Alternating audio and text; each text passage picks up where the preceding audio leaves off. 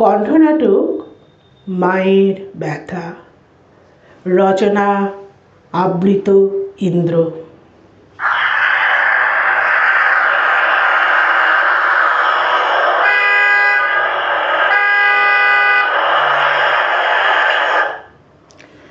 কি সুন্দর আবহাওয়া আজকে, রোদটাও নরম, রাস্তাও ফাঁকা, বেশ লাগছে ড্রাইভ করতে।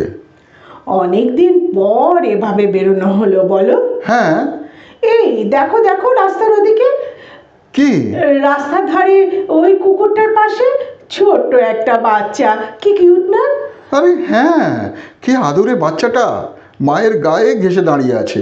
হ্যাঁ, কি সুন্দর। এ বাবা, এ বাবা, এই কুকুরটা কি করছে? সোজা গাড়ির দিকে ছুটে আসছে। থামাবো নাকি? কি ব্যাপার এটা? না না, থামিও না, আস্তে চালাও। কিন্তু এভাবে কেন ছুটে এলো হঠাৎ? আমরা কি কিছু করেছি ওকে? না রাহেল, আমরা কিছু করিনি, হয়তো কেউ এক সময় কিছু করেছিল।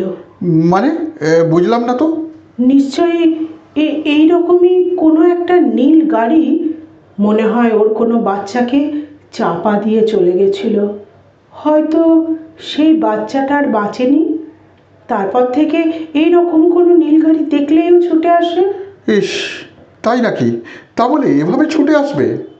একজন মা কখনো ভোলে না রাহেল, সেটা মানুষ হোক কিংবা পশু। সন্তানের কষ্ট, সন্তানকে হারানোর যন্ত্রণা, তাই নীলগাড়ি দেখলেই ছুটে আসে, যেন প্রতিশোধ নিতে চায় কিংবা হারানো বাচ্চাটাকে খুঁজে পেতে চায়। আমি তো ভাবিনি কখনো এভাবে। আমিও তো মা, তাই বুঝি। একজন মাই সন্তানের কষ্টটা বুকের ভেতর বহন করে বেড়ায়, প্রতিটা দিন, প্রতিটা মুহূর্ত। একটা কুকুরের মধ্যেও এত গভীর মমতা থাকতে পারে? মমতা কোনো ভাষা মানে না, কোনো জাতি মানে না।